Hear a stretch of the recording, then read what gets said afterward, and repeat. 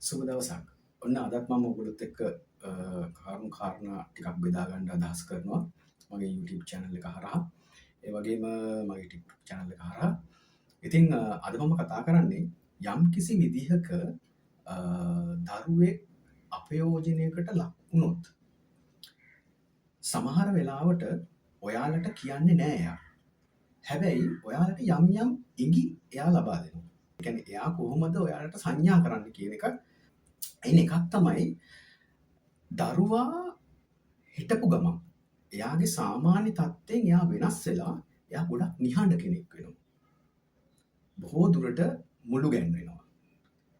සමහර වෙලාවට විශේෂිත පුද්ගලයෙක් කියන්නේ එයාව යම් කිසි විදියකින් අපයෝජනයකට ලක් කරා නම් ඒ තැනත්තාව එයා සමහර වෙලාවට දකිනකොට එහෙම නැත්නම් එයාගේ නම කියවනකොට එයා දන්න අඳුරන කෙනෙක් නම් එතකොට එයා එකපාරටම සමහරලාට නිහඬ වෙනවා එහෙම නැත්නම් එයාව ප්‍රතික්ෂේප කරනවා. සමහරලාට කිව්වොත් එහෙම පුතේ මේ මාමා එක්ක කඩේට ගිහින් නැත්නම් මේ මාමා එක්ක ඉස්කෝලේ යන්න කියලා කිව්වොත් ඒ කෙනා වැඩිහිටි පුද්ගලයා මේ දරුවෝ යම්කිසි විදිහකට අපයෝජනයට ලක් කරලා තියෙනවා නම් ඒ දරුවා ඒ පුද්ගලයාත් එක්ක යන්න කැමති වෙන්නේ නැහැ. ඒතකොට එයා ප්‍රතික්ෂේප කරනවා. අන්න ඒ වගේ අවස්ථා ගැන පොඩ්ඩක් විමසිලිමත් වෙන්න. ඒ වගේම තමයි එයාට පැහැදිලිම හේතුවක් ඔයාලට හොයාගන්න බෑ. හැබැයි එයා බය වෙලා. එයා බය වෙලා ඉන්නවා. නමුත් පැහැදිලි හේතුවක් ඔයාලට හොයාගන්න බෑ.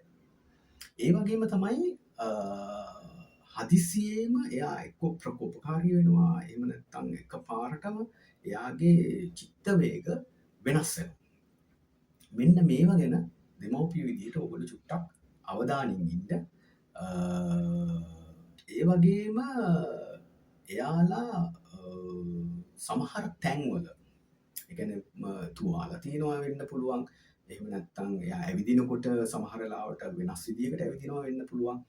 මෙන්න මේ ගැන චුට්ටක් ඕගොල්ලෝ විමසිල්ලෙන් ඉන්න දරුවා වෙනස් වීම සම්බන්ධයෙන්. එයාට යම්කිසි අපයෝජනයක් සිද්ධ වෙලා තියෙනවා නම් එහෙම නැත්නම් එයා කාට හරි එවැනි දෙයකටදී එයා පැනලා ආවත් බේරිලා ආවත් සමහර වෙලාවට මේ බය දිගටම තියෙනවා එයාගේ.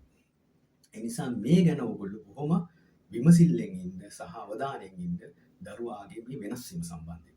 ඉතින් මම හිතනවා ඔයගොල්ලන්ට යම් දේවල් තේරුම් ගන්න පුළුවන් ඇති දෙමව්පිය විදියට. ඉතින් අපි අපේ දරුවෝ ගැන ගොඩාක් විමසිල්ලෙන් ඉන්න ඕනේ. විශේෂයෙන්ම පිරිමි ළමයිද ගැහැණු ළමයිද කියලා නැහැ. ඒ හැමෝ ගැනම බොහොම විමසිල්ලෙන් ඉන්න. දරුවට අපි මොන දේ දුන්නත් අපි කන්න බොන්න දුන්නත් අඳින්න පළඳින්න දුන්නත් දරුවා ආස කරන සියලු දේ දුන්නත් ඔයාලා දරුවගෙන් එයාගේ අවධානයෙන් එයාලා දිහා බලන් ඉන්න විදිහෙන් වෙනස් වෙන්න එපා. සමහරවිට ඕගොල්ලන්ට වැඩ තියෙන්න පුළුවන්, රැකී ආරක්ෂා වලට යන්න පුළුවන්. මේ සියලු දේ වෙන්න පුළුවන්.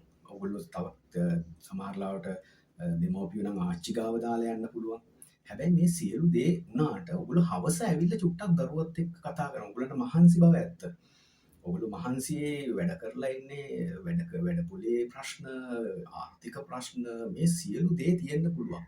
හැබැයි ඔයගොල්ලෝ පොඩ්ඩක් එක විනාඩි 10ක් 15ක් අරගෙන ගෙදර ආවම දරුවව ළඟට අරගෙන දරුවගෙන් දවසේ සිදුවීම් ටික චුට්ට යාගෙන් එළියට ගන්න උත්සාහ කරන්න.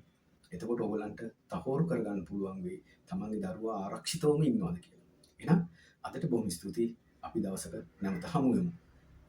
subscribe කරන්න මගේ channel එක, like කරන්න, දෙමව්පියෝ අතර මේක ප්‍රචාරය කරන්න.